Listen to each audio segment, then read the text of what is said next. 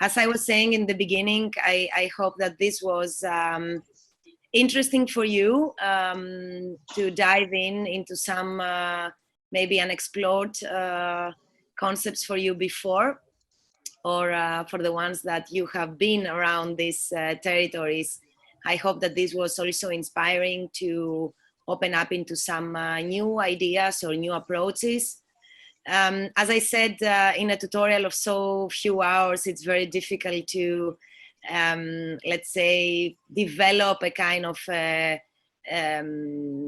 sophisticated project, but our main objective was to be able to create a base where we can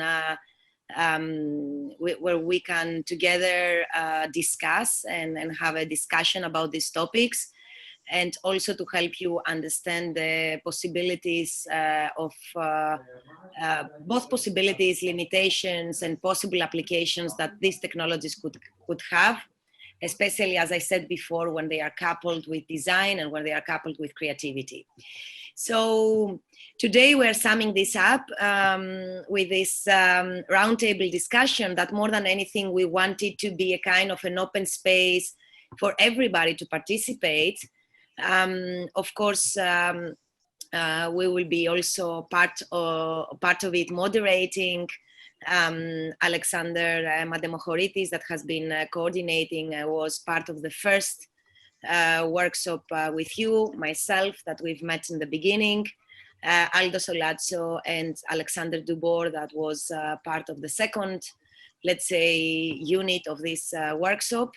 And we also have with us two special guests to be part in this discussion. We have Mathilde Marengo, that is the head of studies at IAAC, a PhD architect that is very much into all the topics that you have been dealing during this week. And we also have Raimund Kreinmueller as well, that he's a faculty and IAAC staff working a lot on digital fabrication, robotic fabrication, and new technologies from computation to AI in the construction. And Mathilde working more on the urban scale of some of these technologies. So Raimund asked me a very short introduction on the workshop, because I guess that Mathilde and Raimund was, I mean, they're not fully aware of all the topics that we managed to cover. So allow me to do a very short intro of what we try to do with this workshop.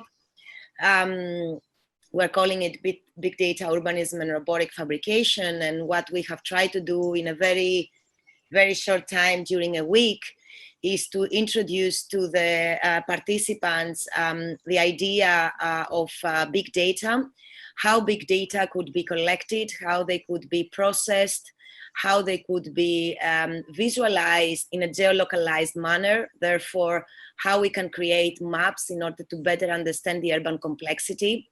Of course, we mainly worked with quantitative data, meaning that data that we can find on open data sources. We have mainly used quantitative data, that they are data that we can measure through sensors or through devices. In our initial lecture, we've also talked about the possibility of combining these with qualitative data, meaning the needs and the desires of people. But you got a first part of understanding how you can eventually understand and map flow of people and density of people in public space and in urban areas. We did that with the case studies of data in relation to tourism. So the participants have been working on creating maps where different densities of tourism could be identified in the city. And therefore, these densities also reveal a high, let's say, occupancy of the public space. Usually this happens around certain attractors in the city, but then of course these flows expand around these attractors and they affect from land use and from the different commercial activities to even the amount of byproducts that we are producing in these areas. And this was a connecting point for the second part of the workshop.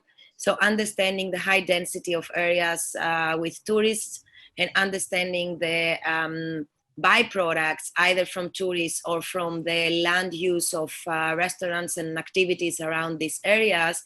We have worked with the idea of using this byproduct that we considered, it is considered waste, but we consider it as a new resource in order to bring in the second part of using this material, recycle it, in order to inform new urban furniture through the use of robotic fabrication. So in the second part of the workshop, you were also able to see how you can use additive manufacturing and use robotic machinery in order to 3D print furniture that is informed by the flows of people, by the high density of people, no?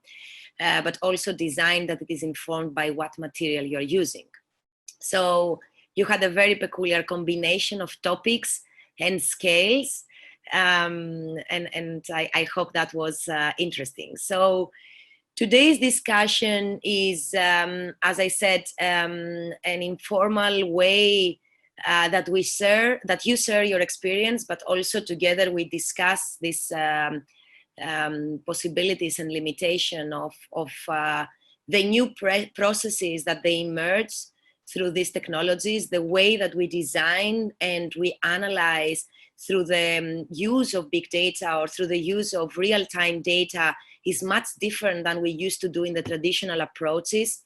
And of course, when we have real-time info and when we have very accurate data, then our design should also be able to answer into this data rather than creating approximate and designs. We are able to actually have much more informed, data-driven approaches into our design, and new technologies of design and fabrication can also allow us to bring down into the scale of a furniture what a huge amount of data can give us as an understanding in the scale of the urban.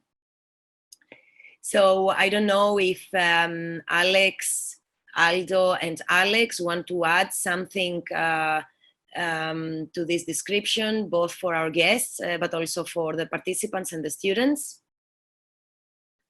I mean, I personally, if I may start, I think you said it very well, everything. I just wanted to maybe add some information on the proceedings of today, as it's going to be basically a 2-hour discussion. And just before the beginning of this session, I sent an email to the students, to the participants, asking them to list or write down any questions that they might have. And I have to say, I'm very glad to see that there's a huge line of questions, some more general, some more specific on technicalities and robots and flanges. I mean, I think we can definitely do a back and forth between the questions here in the Google Doc, and I would also like to incentivize the students to turn on their mic and give us your opinion. Let us know what you think, because at the end of the day, we want your participation. We want you to speak. We want you to tell us how this experience was for you. Sounds great, Alex. We had no doubt that they will come back with questions during our sessions. We saw that you have a pretty curious intellectual spirit, and this is very important. Your questions were really relevant and crucial for everything that we are dealing with these topics. So it has been really a pleasure to not only teach, but more than anything, discuss with you. Aldo, Alex, anything that you want to add? No, but just to mention that effectively we have these 2 hours of discussion that we'll have now with question hopefully from the audience to trigger the element. But we offered together with Kunal as well to have an extra session of an hour at the end if you need any debug or support, things like this. And I will explain a bit better about the exercise and some good news I have for the end. But let's keep it for the end, the more technical aspects, and focus more on the conceptual or the implication of this technology during these 2 hours, so that we don't confuse now more technical aspects. No, sounds good, because your participation has been so intense that Alex and Kunal has been thinking of maybe helping to materialize some of this. So I think that's also amazing, and would be really nice to see that happening. But as Alex said, we can discuss this at the end of the session. Okay. Just so you know, I've already identified a good question in the Google Doc that we can use to trigger the discussion. It's a good entry point, let's say, a smooth, easy sort of discussion. Aldo, would you like to say something before?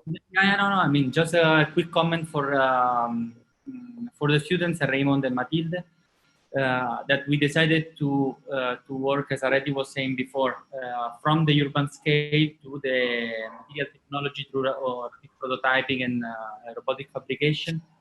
I think because this also is extremely representative. We mentioned it during our discussions, but it's really representative also of the IAAC approach.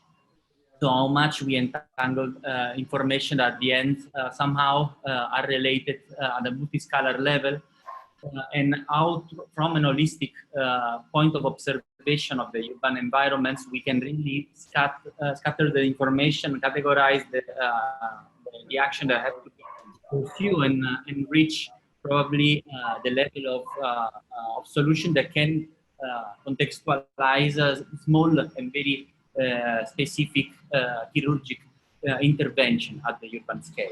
And I think this is also, guys, the takeaway from your side, that at the end, the concept of urbanism really expands at a way that it makes it extremely multiscalar, and allow you to tackle a solution that can allow you even to draw and fabricate urban furniture at the very end. Okay. Thank you, Aldo. What do you guys think? Should I go for the question? Because I see actually there's 2 people that have asked the same question. Is there maybe anybody from the participants that wants to make a comment about the experience before getting into a more intellectual discussion? Could I? Of course. Sure, Miriam, go ahead. So thanks so much for this opportunity, because I try learn for that for a long time, but it's hard when you try to do it alone, because you don't know how starting, what to use, and what software use it, what the technology use it, how this work in real life and the research line, and I'm double about that, and I'm so happy to see that that what I believe is you do in Barcelona, and thanks for teaching us techniques, teach us a lot of things that I like learn, but here they can't. And so it's so good to have this opportunity. Is this as free? And I don't have words to say how grateful I am. So thanks so much. Amazing, Miriam. Thank you for being such an active participant. Jennifer. Yeah, I also think that's kind of true. Like, it's really hard to find information about robotic fabrication and really realize how to go about doing things, and because you would normally think robotic fabrication, oh, this is going to be like some C++ kind of coding thing, but to have this workshop and to find out that generally with just a bit of grasshopper you can do amazing things with, different types of architectural formations. And I think that's like been very helpful to kind of come across such a workshop.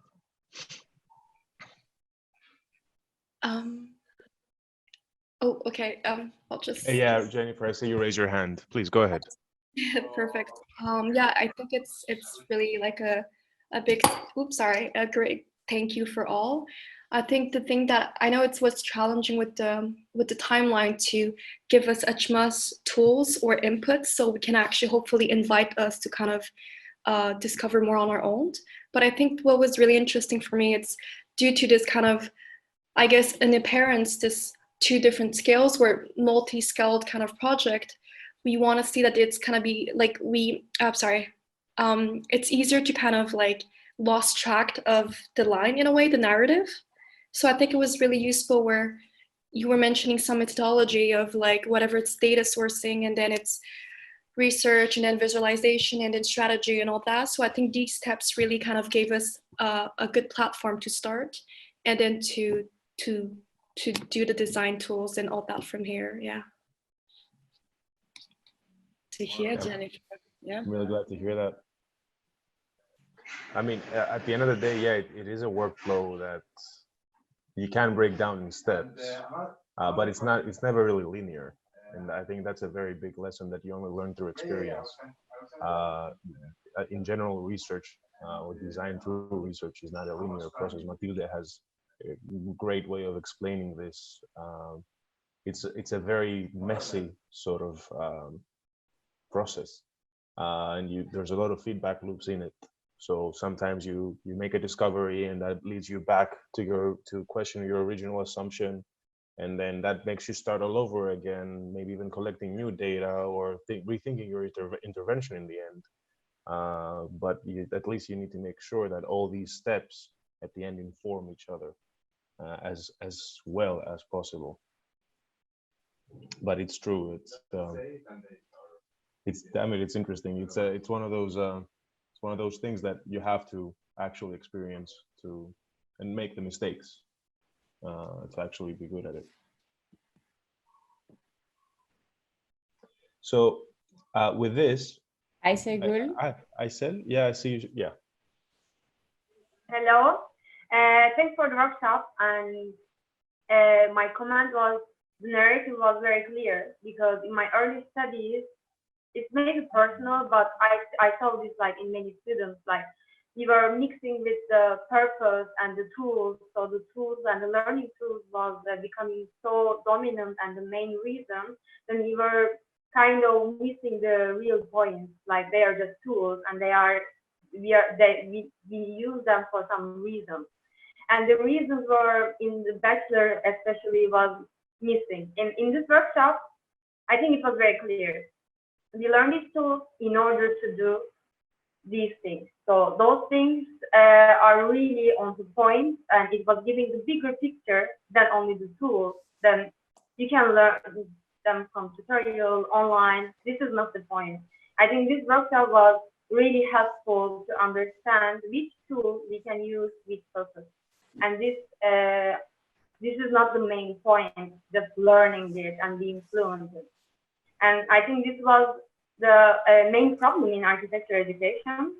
And I'm happy that this workshop was giving this bigger picture and like a wider perspective in this. And thanks for that. I think that's a fantastic comment, Aysel, because it's true that from IAAC side, we're fighting hard to explain that those technologies, of course, they are useful, but they cannot be impactful unless we take them out of this circle of laboratory experimentation. And if we don't start to apply them into real case studies with a greater objective and a greater goal. So in this sense, it also becomes an interesting discussion on the educational part, because it's not anymore that our discipline needs to be highly expert into certain or some of these topics, but it becomes very interesting the necessity of having an holistic understanding of the power of these tools and how to use them in a project or how to use them in an application. So in a way, this transforms architects and urban designers into mediators, that they know the potential and then they can create multidisciplinary teams to achieve these bigger objectives. So beautiful comment, Aysel, thanks. And then we're really, really happy that we managed to pass this message through the methodology and through the content, because that is definitely the goal. Indeed. Francesca, I saw you were raising your hand before. Would you like to make a question? Or thank you. First of all, again, thanks for this amazing workshop that has teach us a lot of like very useful technical tools to visualize that and then to construct with robots, right? But for me, it has been like a very special day, the first day with Areti, and because I'm in the middle of I'm making a PhD and I'm like in the middle of a crisis in a very traditional architectural university here in Alicante, and my PhD is about emergent systems and how to combine with this our new way of relationship. So it's hard, and for me it has been like a very refreshing speech that Areti made the first day, because it was like this philosophical issue, right? Why do we need to produce architecture in this way, right? So for me, has been like a discovery, and I'm very grateful. Fantastic, Francesc. Good, thank you. There's also a comment in the chat from Dina. She has, Alex is talking, but we can't hear him. Sorry, you're right. It's true. Dina and Mathilde saying that the workshop was really helpful to highlight on some interesting topics and how you integrate and link both rounds. It was amazing. I also was amazed on the professional way that Alexandre Dubor showed us on how to deal with robotics, trying to simplifying the way in a very smart way. So thank you for all. And she says, I'm sorry, I had some noise around, so it's a bit hard to hear me. Thank you, Dina, for your comment. Again, thank you for, like, we really feel that there's a lot of appreciation for what happened in the what we showed you in the last week, and there's nothing more, say, reassuring to actually feel that during this 1 week workshop, we were able to actually really pass through this methodology and the connection between the two scales. Personally, that brings a lot of satisfaction. I'm sure I speak on behalf of the team by saying this. So I see that does anybody... Can I jump in? Yes, please. Hi, everyone. It's super lovely to meet you, and it's a real pleasure to be here today. And I'm really glad to hear the fantastic comments that you've been making. And I was just quickly reflecting on a little bit what Jennifer and Aysegul, and I'm sorry if I'm saying your names wrong, were discussing. And I think it's there's something really important about architectural education in particular. And, you know, architecture now has to confront with a really big responsibility. Well, it has a really big responsibility in responding to global challenges, and we respond to those global challenges across scales. And I was thinking a little bit about the methodology and the approach that we have at IAAC, and that you guys have been able to get a little snippet of through this very intense workshop. And thinking a little bit about what Aysegul was mentioning before. And I think often in architectural education, or maybe before in architectural education, the tools were applied as the methodology. So rather than understanding how in a bigger picture or answering a more important question, you can use the tools to step forwards within that sort of trip of research, that voyage of discovery, let's say. Often there was the idea of applying the tools as the methodology in itself. And we saw that in the beginning of parametric architecture, there was a lot of discussion on, you know, how contextualized these buildings were. And they were incredibly contextualized from a parametric point of view, so performing with the environmental parameters. But as Areti was saying in the beginning, architecture is not just a science. It's not just something you quantify. It has qualitative aspects. It sits within a cultural context, which is something that you can't sort of determine by numbers. And so it's really important, I guess, to engage or have a really broad understanding of the tools so that you can understand how they can help you, but never forget your qualitative approach in terms of an architecture or urban discipline. So understanding how in your methodology, the tools are something that allow you to push further with respect to what you could do without them. So for example, in the case of big data, the possibility of computing or processing great quantities of information, which we can't humanely do, but never forgetting also how we confront that with qualitative aspects, but also our experience as designers and as people who live within the urban environment, so who interact with the physical spaces that we inhabit. So I just wanted to add that, sorry. And as Alex was saying before, research is never a linear process.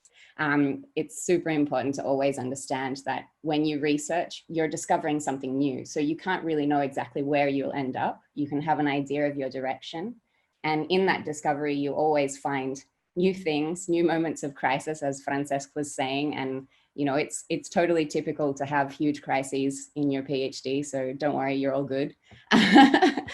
But there's this question of discovery, and then, you know, so you don't necessarily end up where you thought you would, or maybe you have a sub-research and then you go back onto the main path. So never be scared if you feel like you're going a little bit far away from where you thought you would be, because in any case, you're always learning something and you're always building something within your experience and within your knowledge base, which is super, super important. This is a great segue for a question from the Google Doc from one of the students. I'm gonna have to do it because the connection is too good.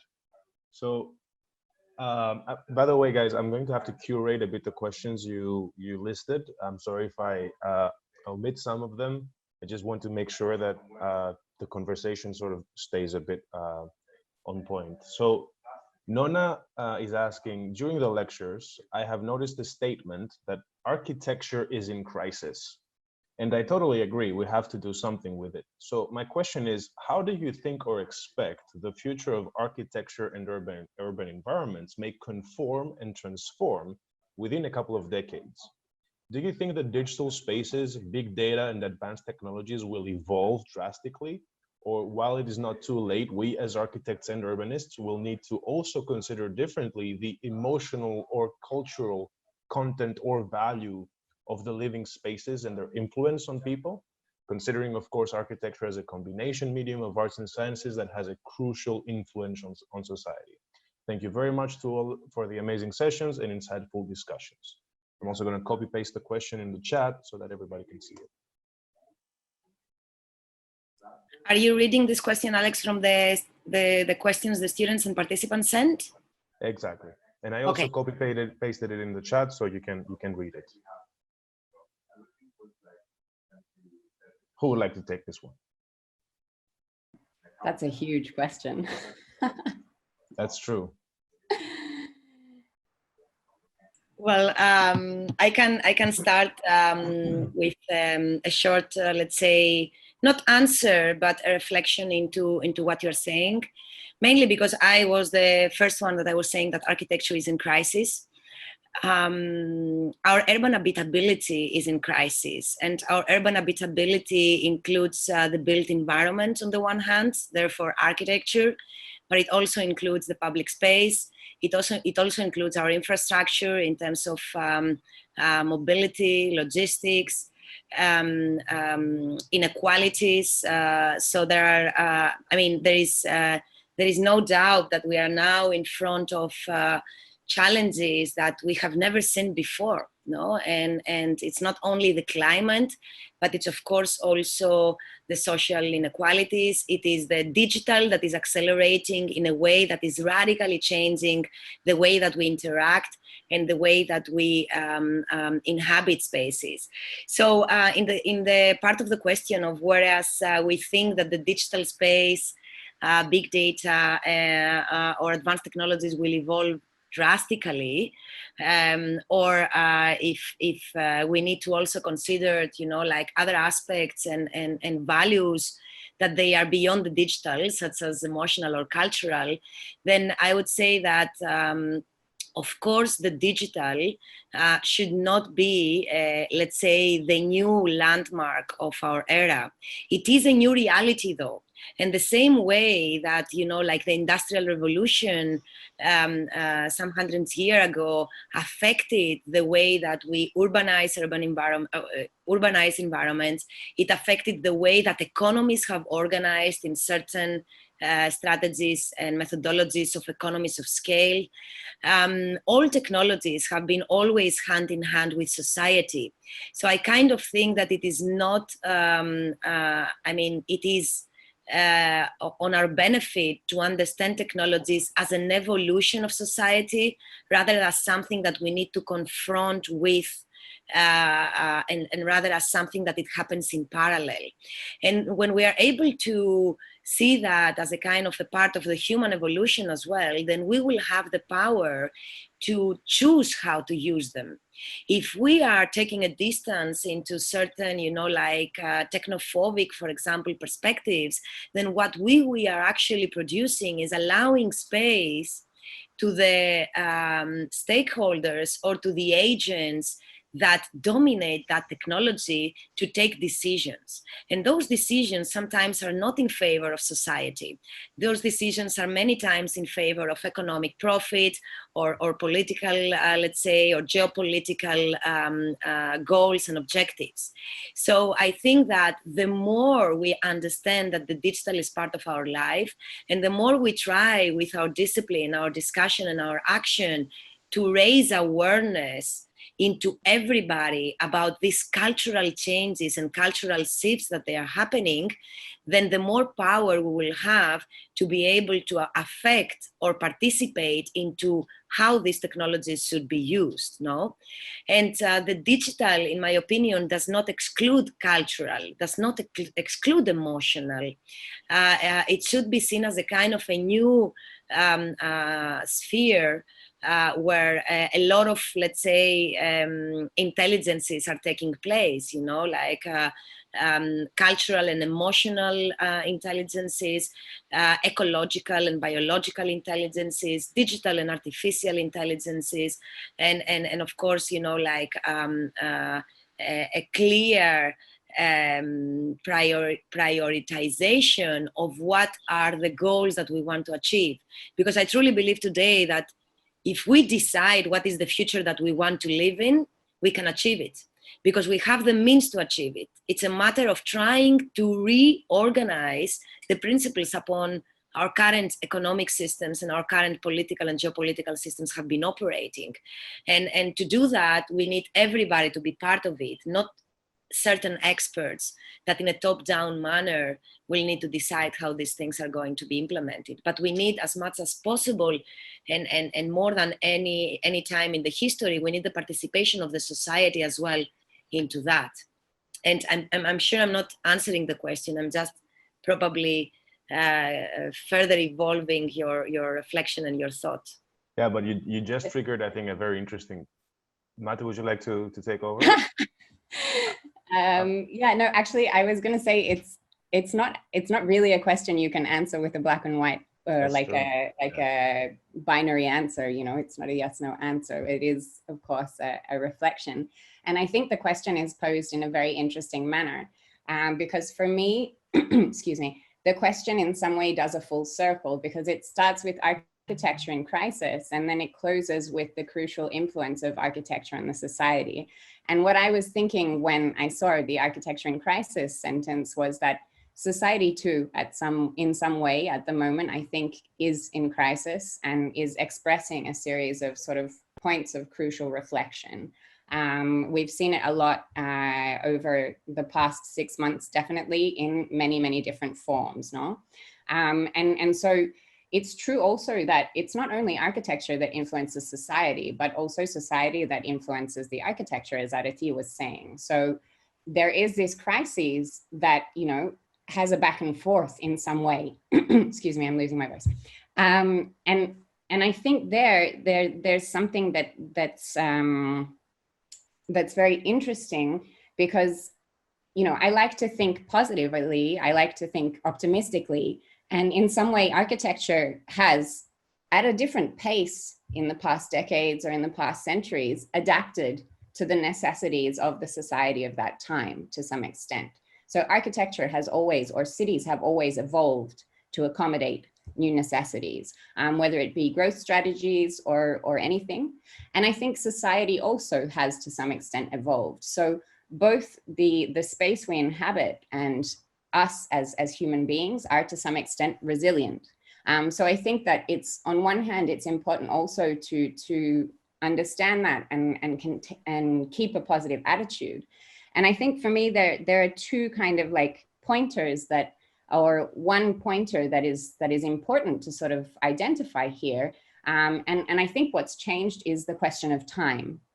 So the crises that we've expressed, but also the media with which we share the information of these crises has completely changed. And in the technology that allows us to share or interact with the spaces has completely changed. And it's changed at a much faster pace now than it did before. And so I think like recently we've had a lot of examples of this. For example, I'm Australian, and every year in Australia there are huge bushfires, but this year it was a boom on social media, and so everyone learned about it. And everyone was asking me, you know, like, is this like a new thing? Is this a thing of this year? And I was like, no, you know, like every year there's a bushfire. Okay, every year it's not as big as the one this year, but the year I left Australia, there was a ginormous one. Only we didn't have social media at the time, so nobody really knew about it. So now we have the possibility to share information through technology or technological interfaces, and therefore express this need to change. And while you're expressing the need to change, you're in some way expressing a crisis. But we also have to have faith that we are to some extent resilient. And I think that's the other thing that's quite interesting, is that as architecture has, or the cities have adapted over time in the past, now with the help of new technologies, they have the potential to adapt much faster to this change. So I think that that's something that's really interesting to reflect upon. You know, how can we sort of engage with these technologies to allow not only us as a society to express the crises that we live and the potential futures we'd like to go towards, but also how we can empower architecture through these technologies to respond to these crises at a much faster pace. And I just wanted to make a quick pointer also on the question on the reflection of digital spaces or big data or advanced technologies. And as Areti was saying, I think it's not a top-down or a bottom-up solution. These things also always need to work in combination. So therefore, I don't think digital spaces are necessarily the answer, but how we can work between different typologies of spaces. And as you guys have in some way, I hope, learned during this experience with my colleagues, you know, when we design a building, we need to think from the material scale to its global impact. And these two things are completely interconnected. You know, where are we getting the material from that we're building our building with? What is the impact of that material extraction? That impacts the planet. So it's not just the building in its sort of, you know, let's say, kind of like separated form that we need to design. We as architects, we as urban planners now have the responsibility to look at a much bigger picture and understand the impacts of that bigger picture, and understand, considering the fact that we know that the crises are coming at a much faster pace now, how we can design in some way for this space to be able to adapt to the change that we already know is going to come. So I think that in that sense, the question of, you know, like, should it be digital or should it be emotional or cultural? These things always need to work in symbiosis. They always need to be interacting. Just as when you design a building, it's always a good idea to really understand what is the materiality that you're engaging with in that building, and how does that affect, to some extent, the planet on a much broader scale. So that, again, is not an answer to the question, but I think it's a reflection. And I think that, as Areti was saying also a little bit, we as society also do have the power to make that change. We have that power in everyday actions. So for example, if you go to the supermarket and you buy a banana, you could buy a banana from your local country, or you could buy a banana that has traveled halfway across the world. And with that choice, you make a choice of a certain CO2 footprint, which has an effect on the planet. So we as society do have the power. It's obvious that we as a society as a whole need to make these choices consciously to be able to have the impact that we desire, or the direction that we desire. But nonetheless, I think it's really important to understand that we do have the power. Thank you, Mati. It's true that it's a very difficult thing to answer this question, but I think both you and Areti made a very, very good approach on reflecting. And maybe I want to, it's a good moment now to actually drive this question a bit more towards Aldo, Alex's, and Raimund's side of discussion on robotics and digital fabrication.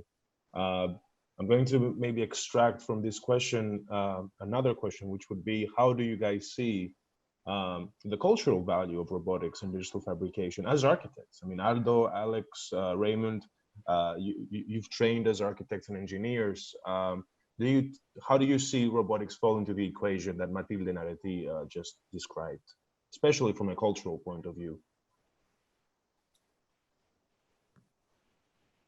Can I start? Please, please. During the discussion now, I had like one anecdote in mind, and now it does not refer yet to the robotic side of things, but to the big data urbanism side of things. And also about the role of architects in integrating technologies with cultural and emotional meaning. When we were visiting the Sensible City Lab 2 years ago, which is, I think, one of the kind of leading institutions in this area, they presented to us a project where what they did was they had data about all the beverage dispensers, I think it was in New York or even across the US, for I think Coca-Cola. And basically they could tell in very nice, graphical way, like which of the Coca-Cola products is in high demand in what area. So they had a very sophisticated, very beautifully designed system set up.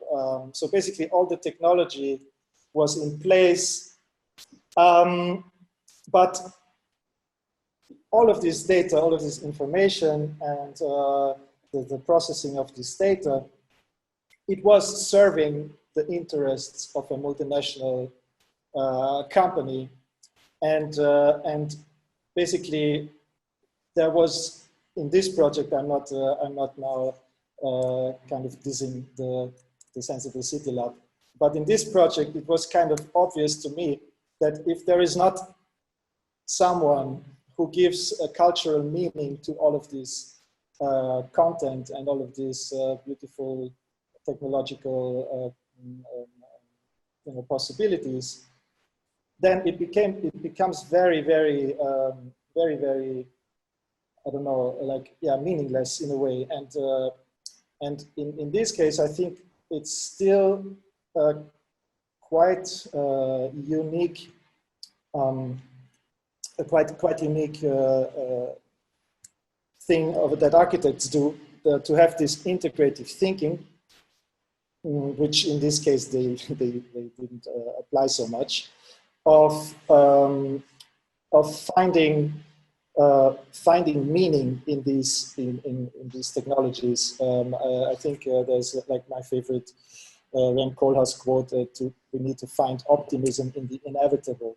And the inevitable is this technological process, but basically it's still our responsibility to find ways of applying it in a meaningful way, that it does not just become a vehicle for for multinationals or for, I don't know, for governments, but that actually we come up with ways to make it meaningful, beautiful, culturally significant, actually contributing to the well-being of society and so on. So again, it's, of course, it's not an answer, but it's to let's say, to highlight again this importance of integrating technology and culture, and that still the architectural discipline, I think, is uniquely equipped to be able to come up with scenarios that give meaning to technology. Raimund, maybe thanks for your comment. To reply a little bit on Alex's question. Okay, you were talking about the impact, the cultural impact of robotics, and I think this is probably you need to connect it to one of these diagrams that Alex Dubor was showing you during his presentation. And now we were moving from a linear approach to understand, maybe let's start from design, okay? To understand design as a linear process where all the decisions that we are making are top-down decisions that are establishing on one side, so from our side, the manipulation of material process, the definition of, at the end, fabrication protocols that in any case are not really directly informing the way that we manipulate matter. I think, again, what we are acquiring in terms of cognification into this process is the understanding and control over the complexity of the decisions that we make through design and how much they are informed from material properties, manufacturing protocols, etc. And these open up a series of implications that really don't, probably works the other way around. With us, you've been, you've been doing a process from the urban scale to the little furniture that you guys were drawing with Alex. But actually the implication of a process where material characteristics are informing the design decision inside constraints of fabrication probably have a much wider impact, or you have to read it the other way around. These are processes that start to entangle and root into a urban planning system where probably novel resources or existing resources can start to be digitized. When there are some workshops that we did with Alex, or even the last program in the Master in Robotics and Advanced Construction, in the last studio, where we were teaching with we were exploring with our students through robotic and through computer vision, through novel manufacturing means, the possibility to implement and upcycle materials and start to use even our novel urban strategies as novel material resources that can be embedded into the architectural formation. So it really works the other way around as well, no? From the object to the urban strategy, from the object to the shift to circular economy. Okay, so I mean, it's a very interesting and much wider set of implications that through I think the digital process we can embed into the way that we take decisions as designers, as urban planners, as makers. Thank you, Aldo. I mean, I also think that I said kind of touched up on this with her comment before when she said that the tools are never the end; they're just a means to an end. At the end, that end is to make an impact, is to somehow bring a positive change through a project, one intervention. So whether it is a cultural impact, a societal impact, or an economic impact, or even an individual impact. We need to put the context, as we were saying in the beginning of this workshop, we always need to have the context into consideration and somehow strive to, I know it's going to sound very cheesy, but use our profession to make this place a better place. Of course, that can be very subjective, but architects, I think, are by nature of profession positivists and optimists, especially because, I mean, they come from this humanistic sort of field of education. So it's a bit inevitable, as Raimund was saying, to not think, and definitely, I mean, by extent, actually, not quantify, if possible, the impact of your interventions. May I say something on the robot side? Because I also think that we are somehow treating this emergence of robot or automation as if it is something new, and it is not. It is not new at all. I mean, robots were there since the Industrial Revolution. Automation was there since the Industrial Revolution. The Fordist and the Toyotist model is actually the one that brought Industrial Revolution. It was based on automation. It was based on standardization. It was based on repetition. But what is exciting today is that these technologies, they use the same, let's say, idea of a hardware, no? So an automated machine, but it used a different kind of new concept of how to interact with this and how to create software, you know, like in the soft part of it.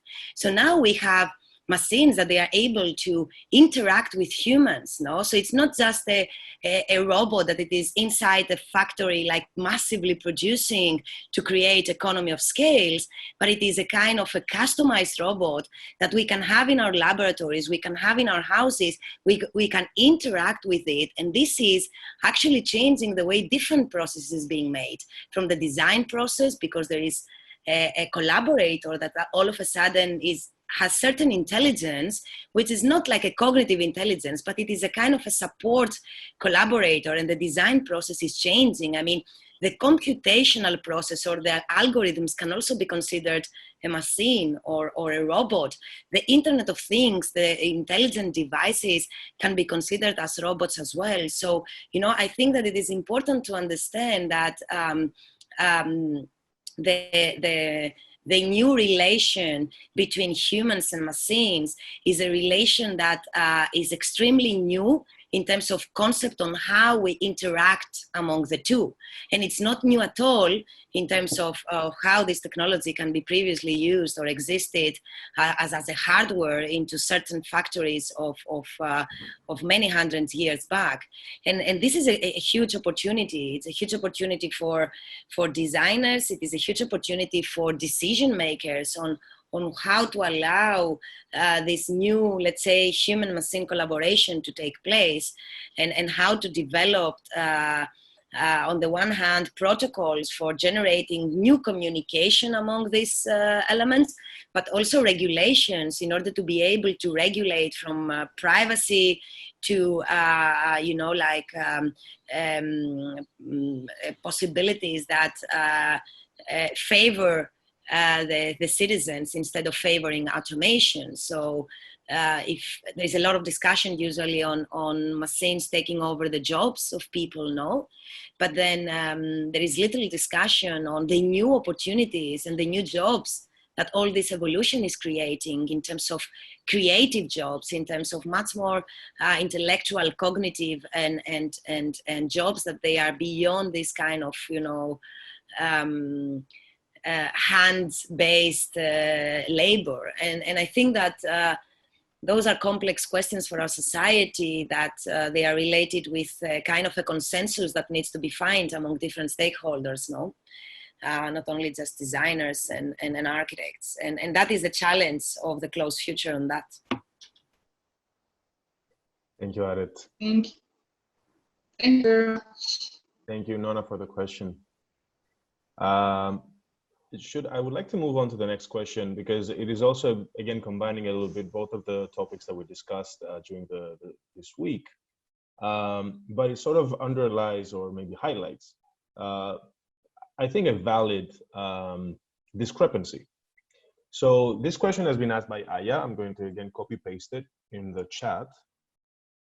And Aya is saying, can I just add quickly one thing? Aya also left a comment below, and I commented a comment on her comment. She wants to check it out in the document afterwards. All right, fantastic. Thank you, Matt. So Aya is asking, it is clear that data is such a powerful asset nowadays, and we were introduced to dealing with data, its extraction, and visualization during the workshop. However, there was an obvious range of error and inaccuracies. After questioning, we were advised that sometimes we have to make assumptions, informed ones, of course. During the robotic fabrication part, from my understanding, the level of inaccuracy wasn't really tolerated the same way it was tolerated in the big data stage. And that's my question is, what margin of error can exist along the process? And how digital fabricators usually avoid it best? Alex, maybe this is a question that I was going to go. You were going to go? Okay. Go for it, Mike. I mean, I can give a general answer, and maybe then Alex can go a little bit more into detail. But basically, my answer would be that it depends on, the margin of error depends on the impact of that error in itself. So for example, if you are fabricating a piece of furniture and you make a 1 millimeter mistake or a 1 centimeter mistake, that's going to have a huge impact on the piece of furniture. Whereas if you are building a building and you move it 1 centimeter, the impact on the urban scale is going to be much less noticeable. So you need to understand what granularity or what is the resolution of the information that you need to have so as to not have a very high level of impact from an error that can potentially be generated. So obviously with digital technologies and a very high granularity of data and information, or a very high resolution of data and information, we assume that we can reduce the error margin more and more. But I don't know if that helps a little bit to understand, but it's always in relationship to the impact that the error can actually generate. Yes, thank you. I got your point. I agree. There's this aspect that is clearly like this relation. There's another thing as well. So you mentioned like the tolerance, and I think we have to think about this word, you know, this tolerance, is actually how someone or some system will actually adapt to an error. And one of the issues we have with digital technologies or computers is that they are based mainly on mathematics, and there is generally not so much margin for errors, or at least they are designed in such a way to be precise. If you look at your AutoCAD, if the wall is not exactly placed, there's this zoom, and you see that it's off. And when you try to cut or join these things, there's no margin for errors. There's no interpretation of the scale and things like this. No? So we had to force mathematically or force digitally this information to actually accept for tolerance. No? When you look at urban scale, you have quite a lot of people that after your decision or your mapping is done, that will actually interpret these goals, these decisions on an everyday basis. And these people are actually normally quite clever people that will understand the reality of the situation and will adapt to these elements. No? When we move into the digital world, as I was saying, the computers are not so much trying to adapt, or if they're not teach to do, they will not adapt. And so we have to force this tolerance in the systems. No? And the same happens when you design buildings or you design elements. You have to know that the wall you design will maybe not exactly be where you design it. It might be moved 5 centimeters there, 5 centimeters another way. Some skyscrapers design the facade that is in front with tolerance, so a kind of sliding element that allows to adapt these things, of up to 50 centimeters between the base to the top of the tower. This is the distance that can move in skyscrapers between the original plan and the reality of the construction. So it's quite big, 50 centimeters. It starts to be like quite a big of chunk of your space. No, imagine your toilet missing 50 centimeters on the width. You will start to feel it very dramatically. So there is like a lot of intelligence that you have to understand that, okay, the next one might need to move with it as well. And this, if you ask a robot, it will not understand these elements. You have to encode it, you have to mention it. And that's why this goal of the zero tolerance fabrication, where everything will fit like a millimetric element, it's a bit of a dream that we are getting closer. Let's say in digital fabrication object, we generally don't have 50 centimeter tolerance, but more 5 millimeter tolerance. But we still need to have them. We still need to consider for them. And we still need to understand that they're very important to embed them in the element. So actually we ask our society to be more tolerant, but also ask your digital tools to be tolerant and accept that the world need to adapt to all these systems. And it's a bit what I was showing you with all these sensor-informed fabrication protocol, where the data impact on this element is clearly very important, that also when you make and during the process of not only design but fabrication, this tolerance is taken into account. And like this, we can have a more diversity of material and hopefully more sustainable future. Well, I think you got the point from the previous time. But tolerance is very important. And if you want to continue the discussion on this, just one reference, there's an AD journal that is called Zero Tolerance. I think it was in 2017 or 18, maybe earlier, where you have like people that try to go all the way to zero tolerance and get very precise, and the other side where they say, no, we have to be a bit more flexible and adapt. So a very nice discussion around this dream of the digital world. Sorry, go for it, Areti. Yeah, no, I think that... Can I just... Okay, that's fine. I was about to ask, like an addition to my question, is there a possibility to leave a space for further adjustment in the future, while also having, as you said, Alex, a zero tolerance or a precise kind of work? Was that like clear enough, or should I? I'm not totally sure I understand. So how we can deal to have like some areas that are precise with places that have more tolerance, no? This is what you're saying? So like, yes, having... I think this is something that's happening in design in general, both in terms of spaces and in terms of fabrication. For example, you might be sure that this channel of the street need to be this width and this wide and be always clean and clear, because this is for evacuation, this is for fire. I don't know, there's some restriction that make this is very precise and there's no way to move it. And then there's this plot down the side that have all these function that you imagine now, but you don't know what will be all the function in 20 years or 100 years, because the culture will evolve and change. So you kind of acknowledge that there's places that have to be sharp and others that have to be flexible. No? And the same in fabrication. You might be sure that the windows, the hole in your wood piece should be exactly this size, because you ask the manufacturing of the glass to fit exactly this dimension and you don't want to have problems. While the way it fits to the corners is a bit more flexible, because here it's not so important to be so tight and you, I don't know, invent a sliding detail that have no problem. So I think it's actually to us to define where tolerance happens. And if you look at very detailed manufacturing designs, especially when you speak into mechanics, you actually define which part of the piece is actually precise and which parts could be rough, because precision have a cost, and therefore you try to just make it where it's needed. Okay, I hope I answered the question. Maybe. Areti, you wanted to say? I love the question of tolerance, and I just want to introduce like two aspects maybe that they were not discussed, and for me they are very very interesting and relevant with the idea of the tolerance and the idea of the accuracy. So the first one is, I think, the concept of designing and building for the predictable and for the unpredictable. And this is becoming a very interesting discussion in the last decade or so, because actually, you know, like when we work with data, we are able to create this kind of circular feedback processes that could allow us to continue designing and building, adapting to the situations, no?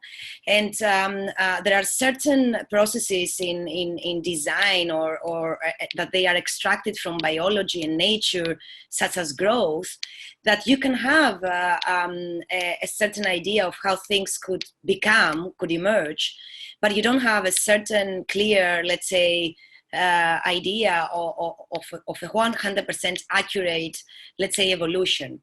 And I think that this becomes very interesting into the design process and into the manufacturing process. It's not always possible, as Alex was saying, and of course the impact of that is important to understand, as Mathilde was commenting, but I do believe that the interesting thing within that idea of accuracy is to be able to create processes and frameworks and methodologies that allow to design and build for the unpredictable as well. And this requires different approaches on how, compared to how we have dealt with these processes in the past.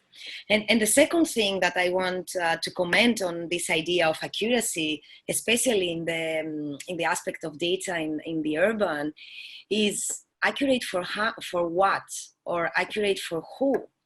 You know, data, especially vast data, it's not only about accuracy in terms of its values, it's also about their validity, their nature, the biases that they are around these data.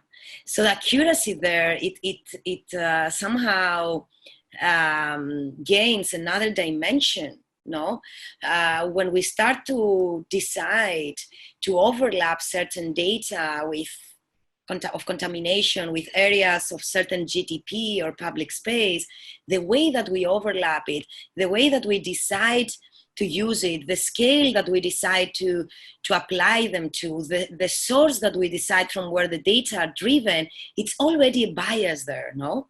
So accuracy becomes a kind of an interesting discussion in terms of what for or whom for accuracy, or what is the nature of that accuracy. And I think that this is, again, a very interesting discussion, because there are a lot of different decisions that they are being made during these processes.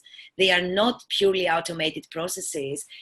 Cognitive decisions are a very fundamental part of that. Therefore, biases are a very fundamental part of that, which also, for me, it's much more interesting as in the past, because it's a kind of a more vivid relation between computation, automation, humans, designers, and machines.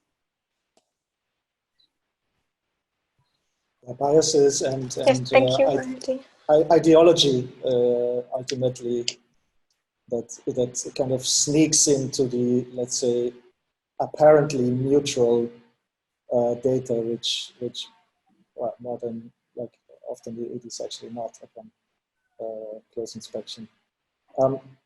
If I might add just something to the manufacturing side of things, now we're kind of mixing, let's say, some understanding of tolerance and accuracy on different levels. Speaking on the geometrical, let's say, aspects of accuracy, I think what's happening now is, and this is also touching upon what Alex was saying before, is like a bit of a paradigm shift that the model that you have is not, let's say, is not trying to be a prediction of the product 100%. It's more, the model is more the definition of relations.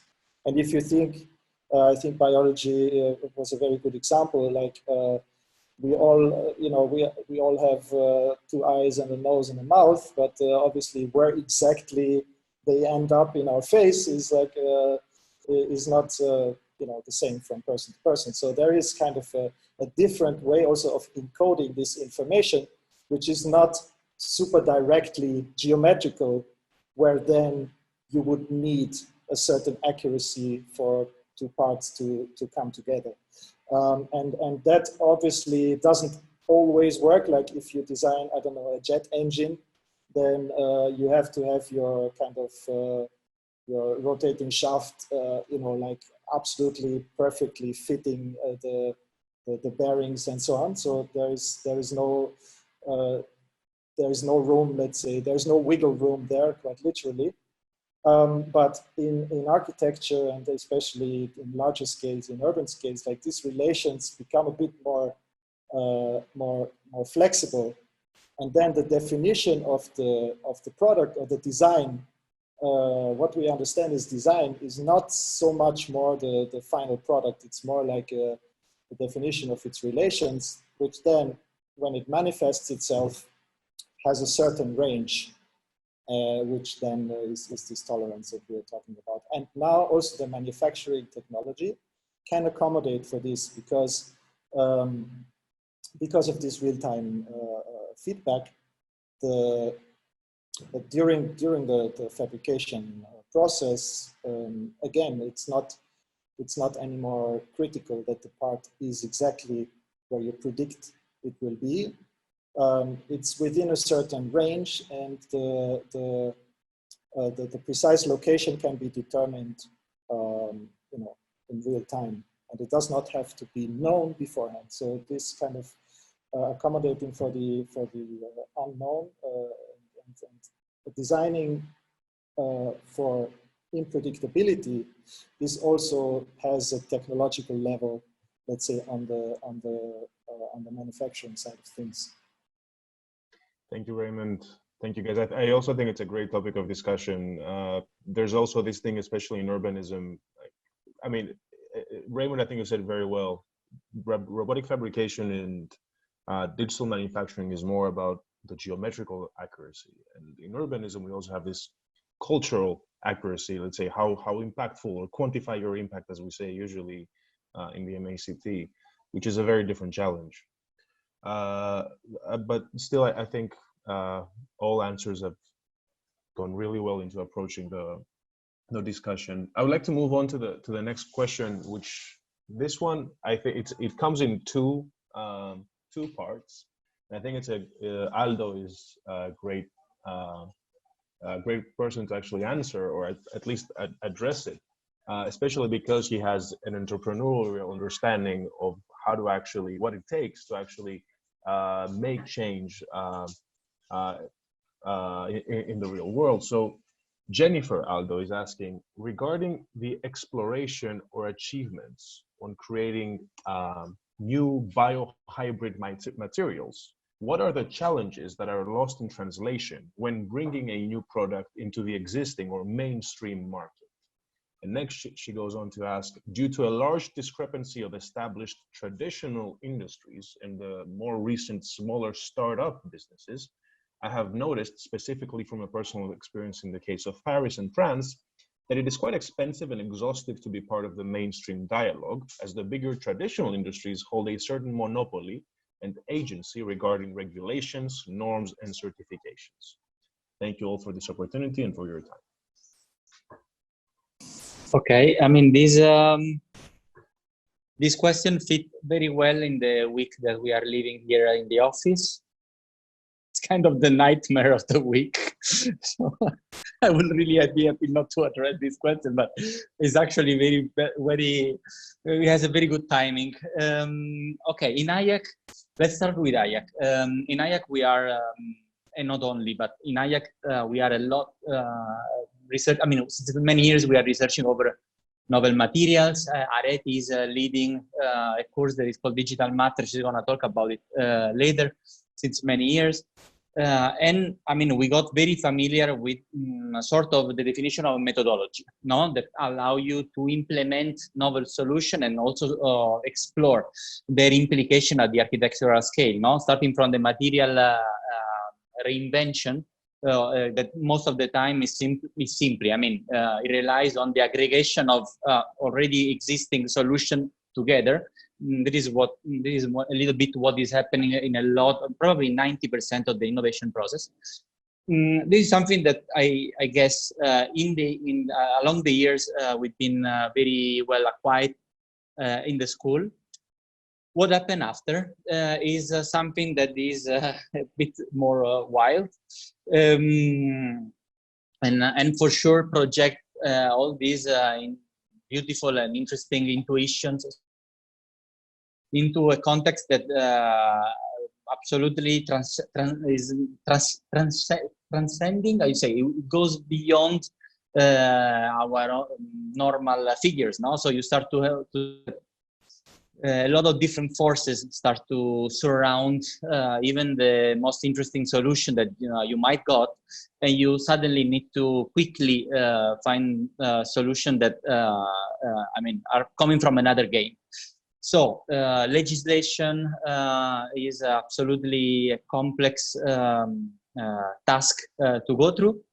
This week specifically, we are trying to translate, and it has been quite exhausting, I have to say, the regulation, the building regulation from the UK that we discovered are also applied in Dubai to justify the implementation of a 3D printed wall with a new mixture of material that in a commercial center should have a specific fireproof resistance of 60 minutes, which doesn't make any sense, literally any sense for polymers, no?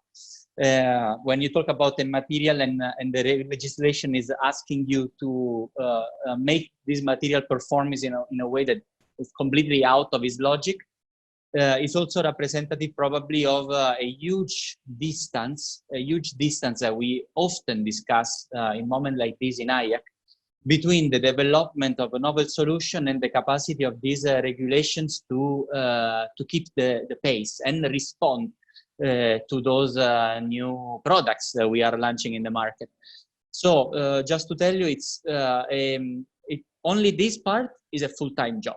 I mean, only the capacity, only working on the translation of all these solutions into a market that is still not ready. So that's also what it becomes a little bit more frustrating, that you are not only replying to a legislation that is at least updated, it's outdated, and nonetheless, to introduce your technology, you need to make your solution outdated, but responding to these requirements, knowing that you will need to do it again once the regulation will finally be in the future that is actually the present.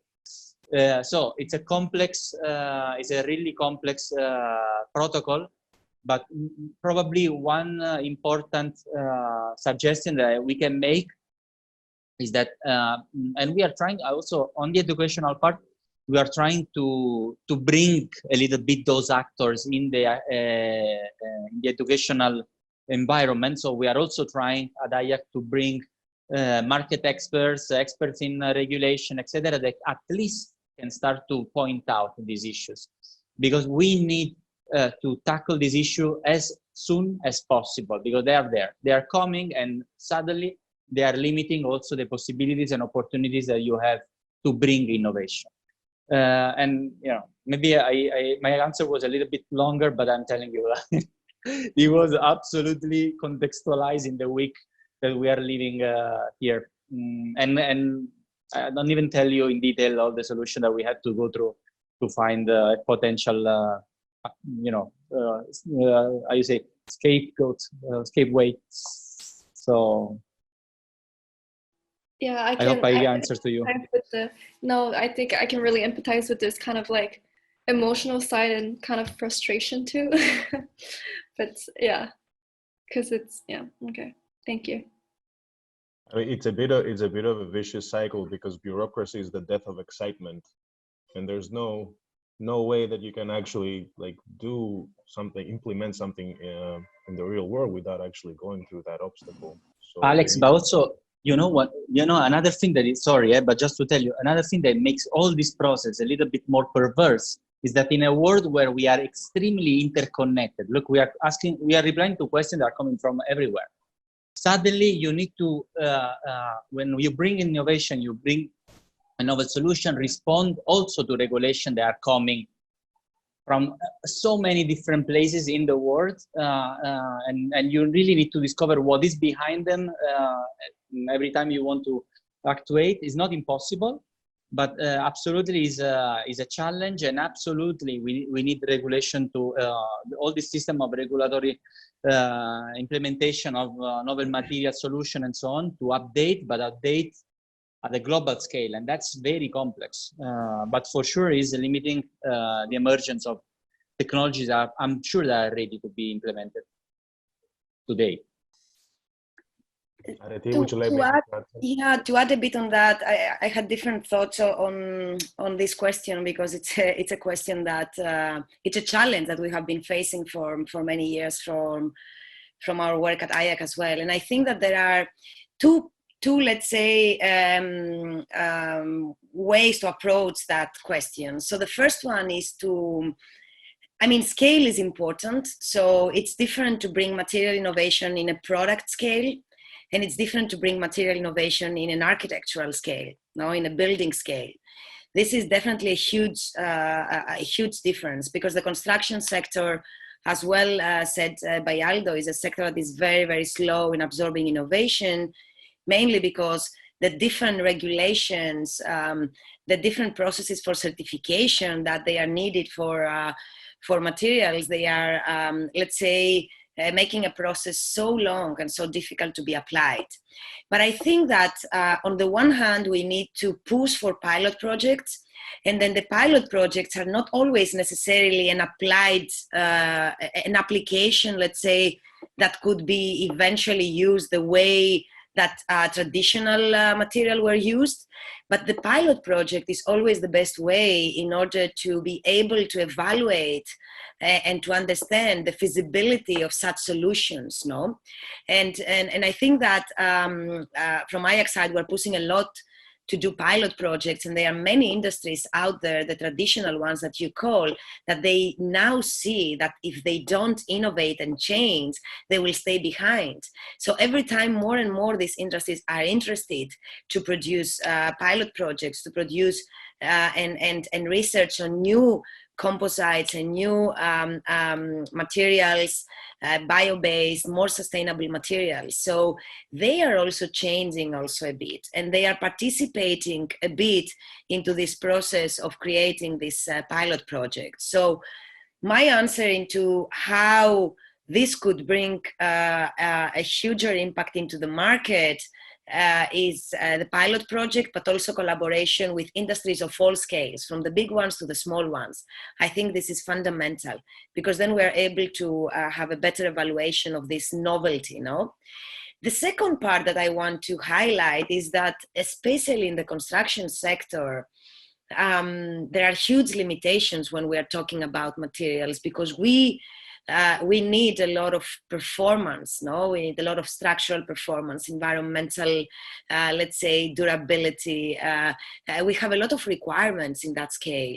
And although new materials and new composite materials are opening up possibilities, I think there is also the approach of rethinking traditional materials, no?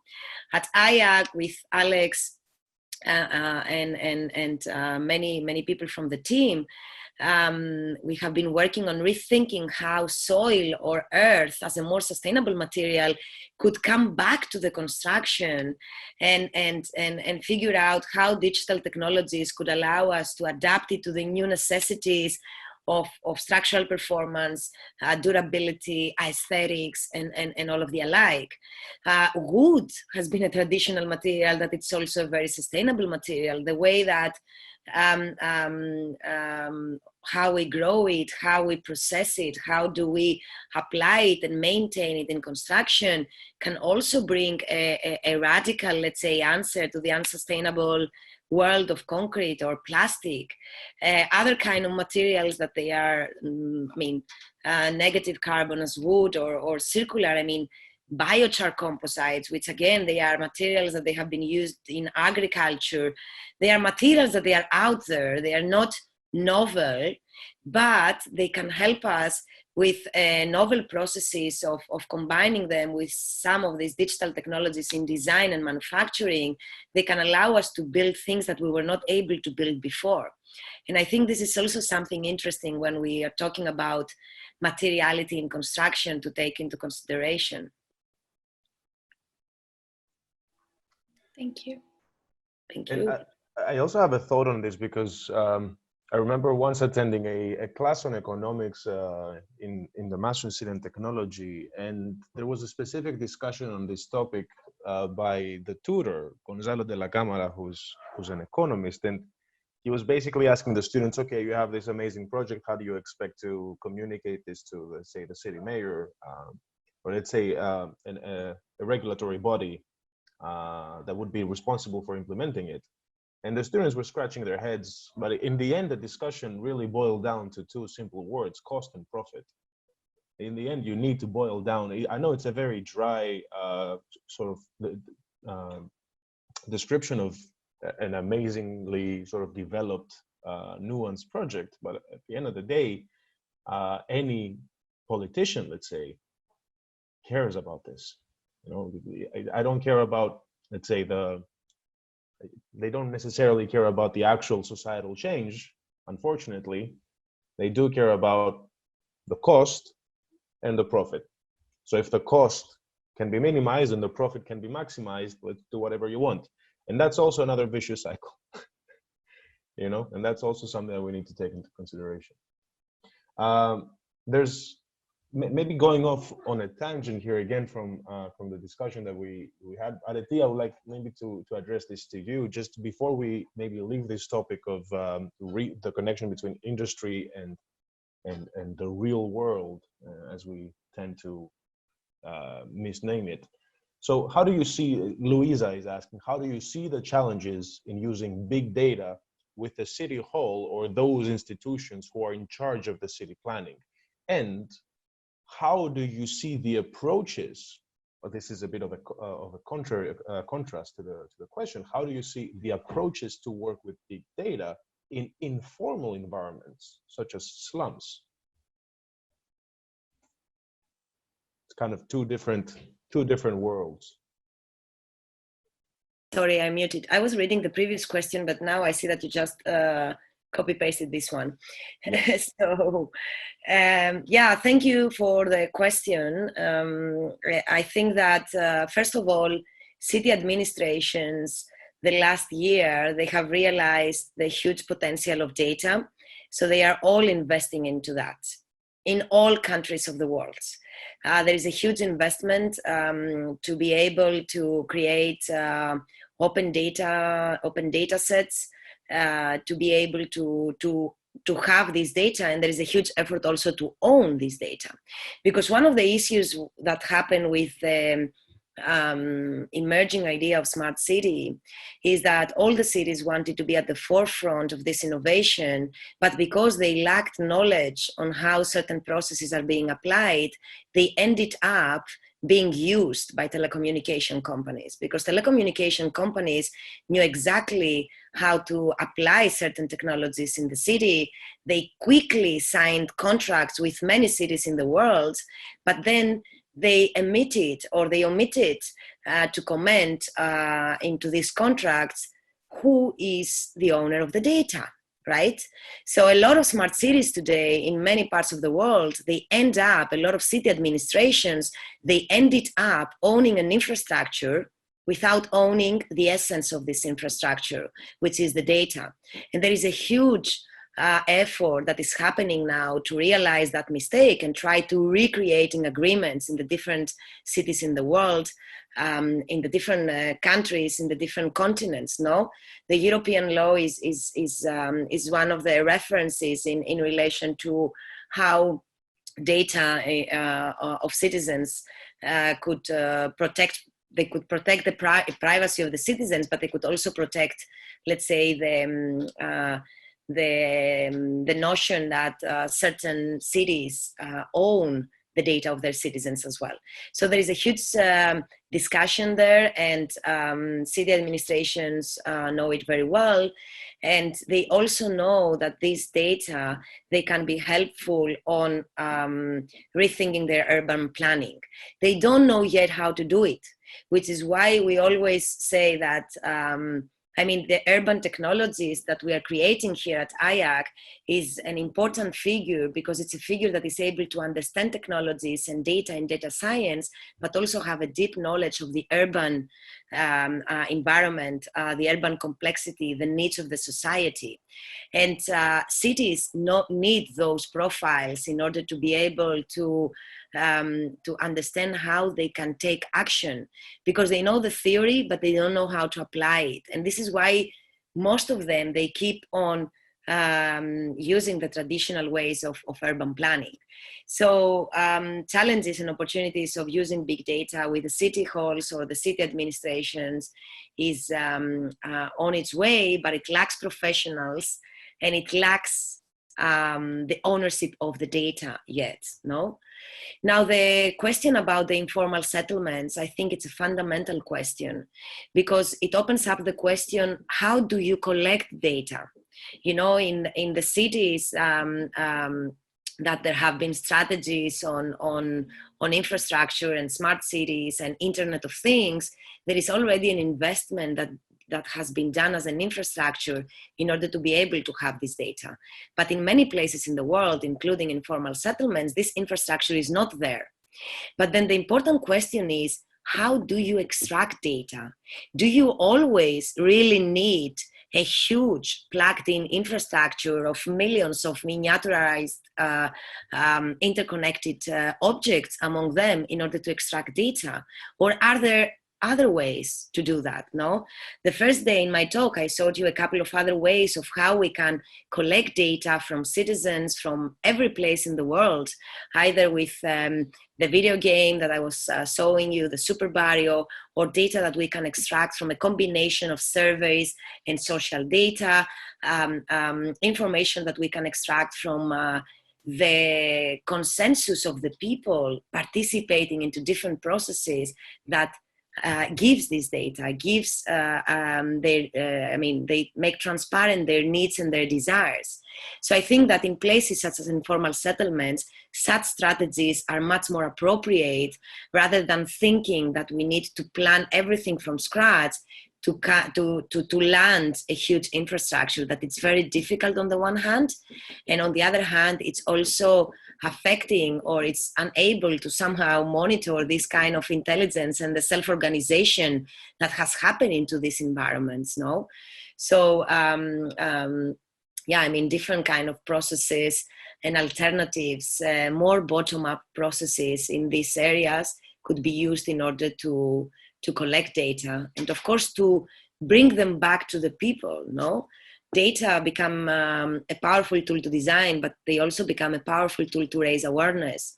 So we don't necessarily need to see it only as a fed into our algorithms, but it could also become a way of transparenting this information, giving them back to the citizens, because it's the citizens themselves that they are generating it, and then together with them raise awareness and take collective decisions. Areti, maybe it might be interesting as a kind of crossover experience to explain the project in the Cholts.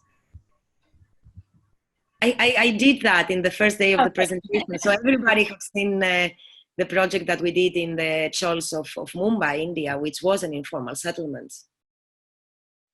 There's one thing I would like to add here, because this question I've been thinking about for quite some time now. And in the beginning, some years ago, I tried intellectually, not from the side of projects, but approach it as in a naive way to think that, let's say, slums or informal settlements are the way that they are by accident, or by, let's say, segregation, or by social inequality.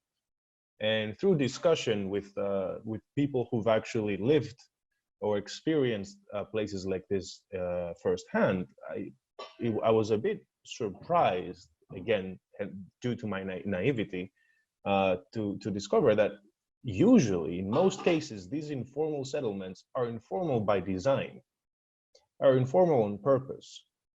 And the biggest challenge, or one of the biggest challenges, again, remember at some point during the introduction to the big data urbanism course, I told you this sentence that every map presages some form of exploitation. And I think most people understand this. At the same time, the more information you have, there's always the risk that the people who hold that information will not use it for good, but will use it for bad. So there's this lack of trust that exists between this informal infrastructure in the city and the formal infrastructure of the city, which is, of course, the institutions and all the different layers that make a city as we understand it. But a slum or a favela, let's say, in Rio de Janeiro, in Brazil or Africa, most of the cases, they are the way they are on purpose. And if you go in as a change maker and say, give me all your data, I'm going to design and make your place better, but I need all your information, you will find a lot of resistance. They will not just give it to you. So the first challenge is to build trust and be completely transparent as to how you're using the data and why you're using it and what is your main goal. So at the same time, you can't just stop. Of course, you can go into all the analog and manual ways of collecting data, which can be very laborious due to the lack of digital infrastructure that in most metropolises we are relying on. I mean, open data platforms, I'm sure, do not exist in any of these informal settlements. So you need to go just on a technical level, on a very manual series of approaches. But the biggest challenge is the trust. Alex, I'm just going to share why I asked the question, because I was involved with research over the last year where we tried to collect data from low-income neighborhoods in a city in Brazil. We are about 300 km from Rio. It's not a big city, but it's not a small city. And it was very hard to get into those communities and understand. Sometimes the house was also not only the house, was the place that people work and sell, like a mini market itself. So it was always hard to set the boundary. So we end up choosing to work in a different direction, because we have these slums, and in the past 10 years, the government has been, build houses for social people. And welfare, you want to mean? They are like a stamp. The project's the same, and it's like a huge area, about like 300 houses, and they're all the same. So we end up choosing this environment because it was easier to collect the data, and was like it's newer also, so it has less city layers on it, but it was a bit hard still to get the data. So how did you get it? Through surveys you get data, right, Lisa? Yes, also get data from who financed this, the banks who financed this, and also from the construction people who built it. It was easier to get the data from it. Instead from the slums, it was very informal and very hard to get the data. Because in slums, the people don't have access to internet. When they have access to internet is very, very slow. I know some data, 35 million Brazilians don't have access to internet.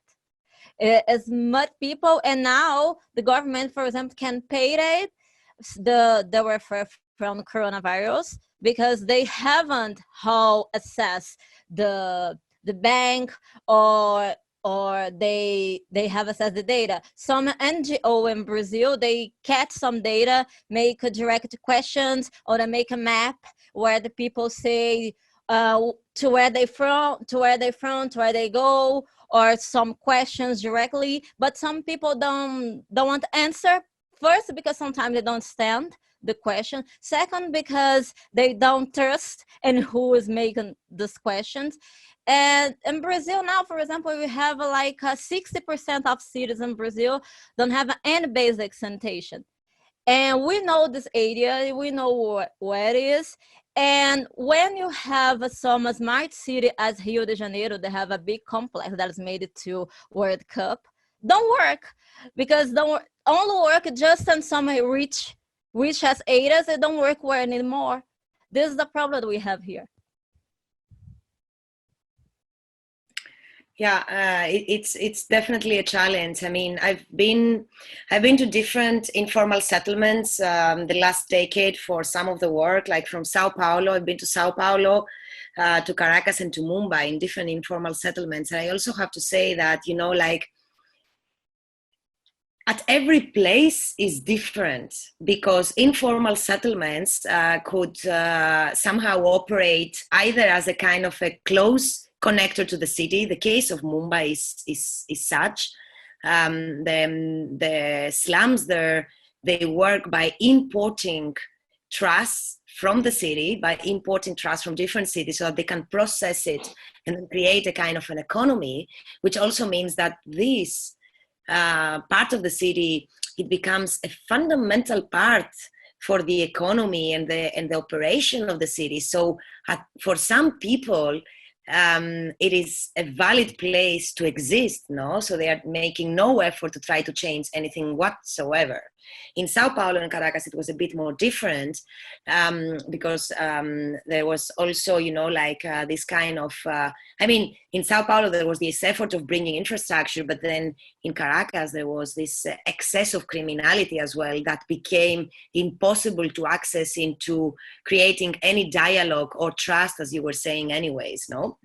So it is, they are very challenging territories, which is why, as I said before, I think it needs to be always a kind of a strategy of figuring out the best ways that will engage people, motivate people and engage them into different processes. It's not an easy thing unless they have a very clear understanding of what they will gain out of it. People don't give time because mainly, as Alex was saying, they don't trust, no? So working with these strategies requires multifaceted thinking, from how you motivate people and the strategy for engaging them to what kind of tools you are using in order to extract this data. And it is a huge and important question. I mean, like the Super Barrio was also inspired by the project from the Block by Block, which is a collaboration of UN Habitat with Minecraft. And they did this collaboration and went to different cities in Africa, mainly Nigeria and Ethiopia, and they have used the Minecraft game as a kind of an interface for people to actually play with them and give them ideas on how they can change some of these informal settlements. So figuring out the best tool or the best strategy and process is critical, and it's not always easy, but fundamental for these areas. Truly a very interesting and big question. Just looking at the time, we have, I think, 10 more minutes. So I would like to maybe take it for one last question. And this one, I want to maybe make some space for a bit more of a futuristic discussion. I want to give this one specifically to Alex and Raimund. And you'll see what I mean. So maybe we can end this roundtable discussion with an outlook towards the future. So Hassan Hadi Abdulhamid is asking, in the recent era of knowledge evolution, humankind started to think more about settlement in new planets like Mars. I'm wondering if there are some interests about researching in IAAC about using robotic fabrication for implementing human habitats and other facilities on Mars. Or the moon. Most probably Mars will be the second step. The first step will be the moon. This is as also a question of logistics. I understand the red planet sounds much more better for the long term, but the short terms, we have already got a couple of discussions with ESA here in Europe that have generously invited us to look a bit in these topics. It's very good for us because it's they have to work with very limited amount of materials, very specific context, and there's so much to learn about working for the moon or working for Mars. Our interest is about humans, and on the moon and Mars there's not that much of it, but what we want to be sure is that we connect both. So what you can learn on the moon, what you can learn on Mars, is things that can help us here. So for example, how do you deal with local material, and how you have to have the machine. You have only one machine that you have to send, and then there you have to adapt with the material you found. You might have done some preliminary analysis, but you have to find out. This kind of information is the same that you will have to deal if you work in Earth and you want to spread the same machine in many different locations. And therefore how we can share code, how we can work with this, how we can let the machine to be a bit more autonomous, how we can design to protect yourself from outside, from external condition. Yet what is needed on the moon is to protect from meteorites. Thanks God, we don't have to do this so much on the planet. So there's quite big changes into Earth's condition. Now you're interested more about the Mars. There is even worse. You have UVs and radiations that are very bad for the health. And you need to put 2 meters of wall around your house. So actually making a window is very difficult. So there's some ideas, some crazy ideas of, for example, making a pool of 1 meter of water that maybe let a bit of light go through, that can absorb all this radiation. And they're a very nice challenge. But I doubt you want to live behind glasses of 1 meter in your house back in the world. So it's just very good for our brain to go out of this. But we believe we don't have to far-fetch and go into Mars to imagine actually these futures. And we believe we can already apply it today here. I don't know if Thank you so much. Thank you so much. Yeah, I would totally agree in the sense that as a, let's say, as a case study, as a learning hypothetical scenario, I think it's very rich in several aspects. I'm not the biggest fan of putting all our valuable brains towards already looking for the planet B, while there is plenty of things to solve on our current planet.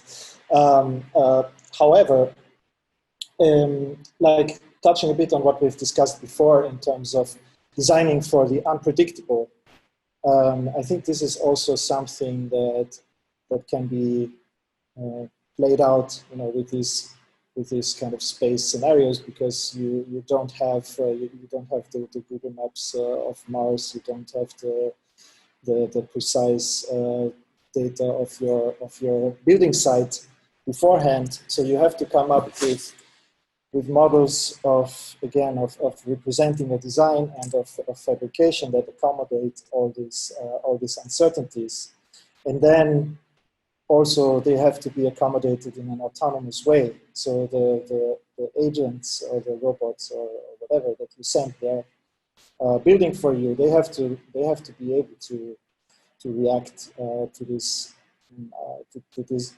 uncertainty. So that's a huge topic also for our planet, and that's a huge challenge also technically, to come up with control systems that are as again tolerant to be able to to accommodate for these uncertainties. I think these are some of the lessons that can be taken from these scenarios. I think that's the main. Thank you so much. I have to agree with Raimund. I'm also not the biggest fan of putting all of our brain efforts on this one project, but there's definitely like lessons we can get, because of course there's so many problems here on Earth that we still have to address. And I mean, it would in that sense, if I can add, it's an interesting methodology with which to approach sort of how you design the future of our planet in whatever scale you're working on. So this concept of island thinking. So working in a completely different context to understand or to sort of identify what the crisis points will be, and then use these as the basis to reflect on how we design here today. So this methodology of island thinking can be quite interesting as an exercise, as a research exercise, to then become an input on how you actually design within your real context. And in the same way, we can imagine, what happens if air pollution levels continue to rise? What are the tools that we will need to be able to survive in that scenario 100 years from now? And then use the reflections or the outputs of this to be able to actually input our design today, so that we don't end up in that scenario. So I think that there's also an interesting perspective from a research side.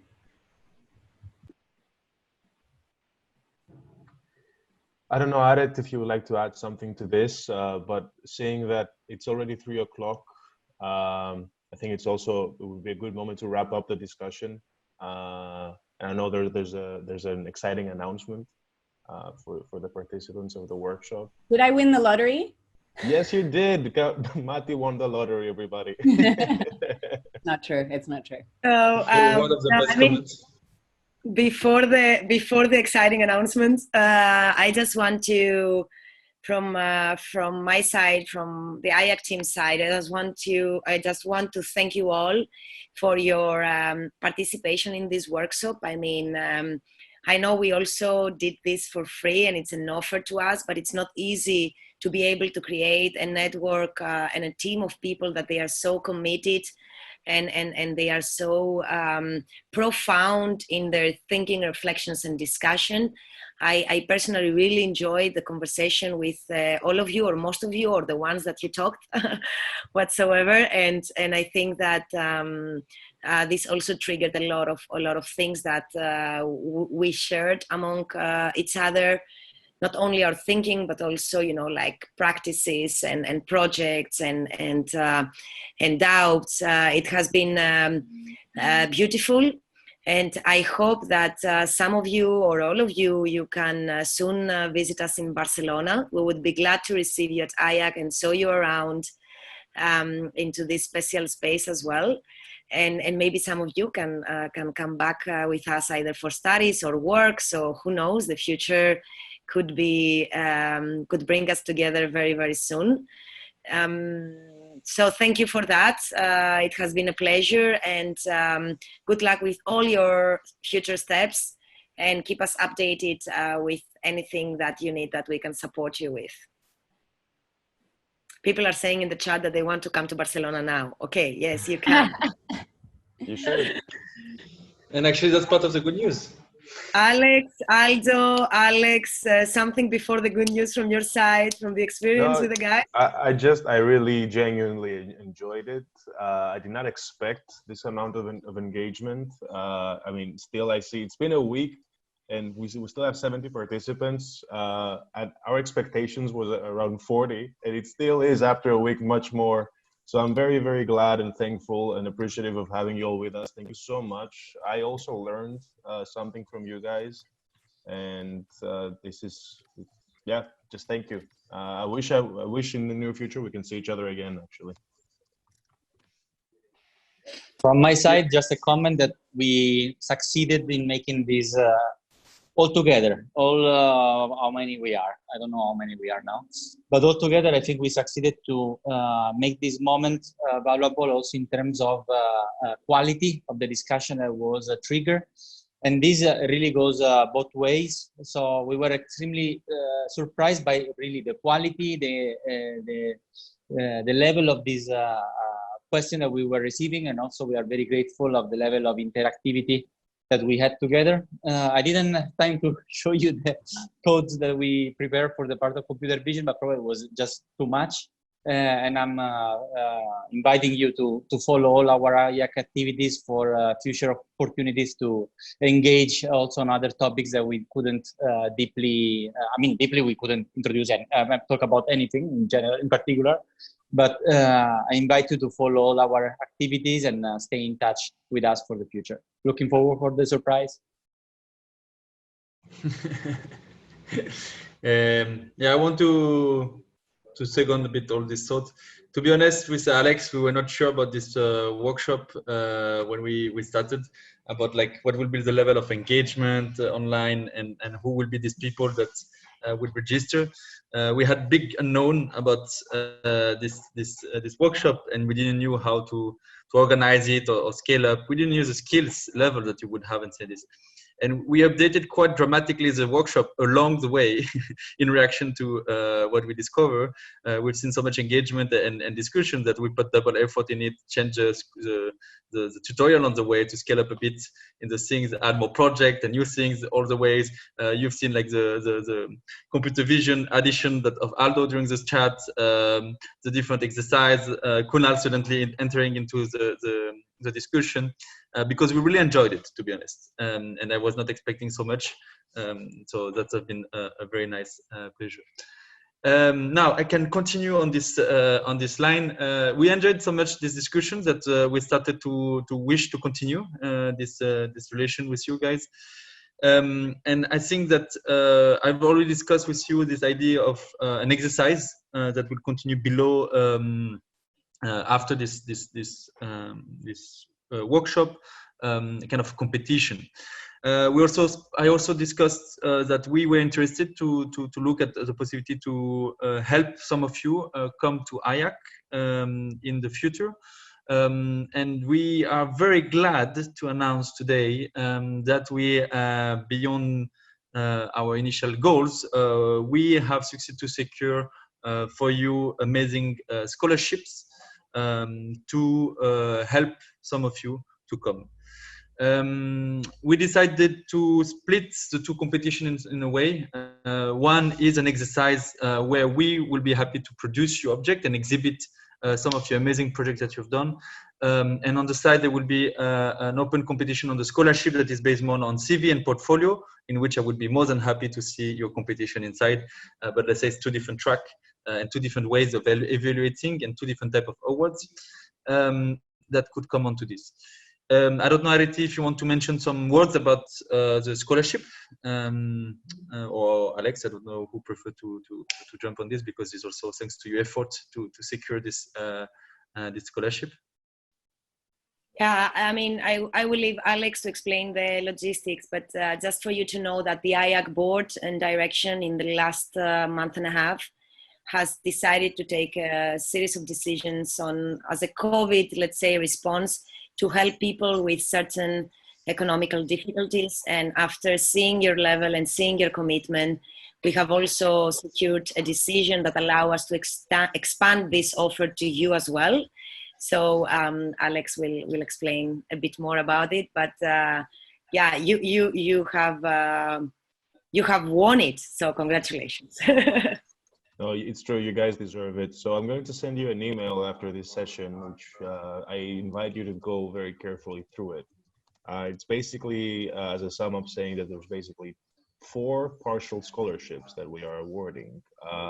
And we're going to divide them between the Master in Civil Technology and the Master in Robotics and Advanced Construction. The submission or the application is based on a straightforward, simple CV, portfolio, letter of intent submission. You will see all the documents in the email. We are actually really excited to see applications for this because it's truly a unique opportunity. And it wouldn't be happening if it wasn't for you guys. Like if it wasn't for your engagement, your excitement, and your level of participation, this initiative wouldn't exist. So we all invite you to make the best of it, and hopefully we will get to extend that discussion in a couple of weeks on more detailed topics of discussion, such as how do you get to Barcelona, what is the IAAC experience like, what are the courses and seminars and workshops. Yeah, you guys will receive an email with all the information. I hope you guys find this interesting and exciting, because we really are. All right. So thank you, Alex. So much. Thank you, Mathilde and Raimund, for joining us today. Your contribution was Thank really you, Alex. valuable. Thank you, guys. Thank you so much. Thank you both, Alex. Thank you, guys. Thank you. Thank you, Alex. Pleasure. It was a pleasure. Hope we can see each other very soon. Thank you. Thank you.